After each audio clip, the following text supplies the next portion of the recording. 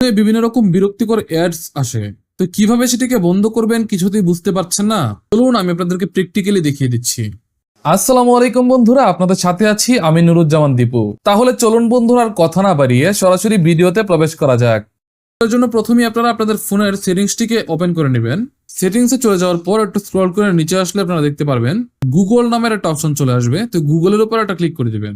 তো বন্ধুরা, এখানে দেখতে পাচ্ছেন আপনার গুগল অ্যাকাউন্টের নিচে এখানে অল সার্ভিসেস নামের একটা অপশন চলে আসবে, সেটার উপর একটা ক্লিক করে দিবেন। একটু স্ক্রল ডাউন করে যদি নিচে আসেন, এখানে আপনারা দেখতে পারবেন অ্যাডস নামের একটা অপশন চলে আসবে। সেই অ্যাডস লেখার উপর একটা ক্লিক করে দিবেন।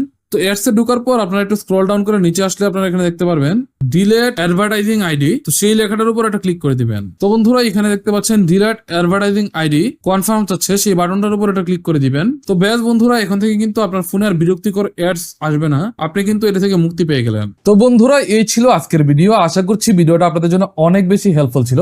ভিডিওটা একটা শেয়ার করে দিবেন যেন ভবিষ্যতে আপনার প্রয়োজনের সময় আপনাকে ভিডিওটা আর খুঁজতে না হয়, এবং আপনার এই শেয়ারের মাধ্যমে অন্যরা যেন বিষয়টি সম্পর্কে জানতে পারে।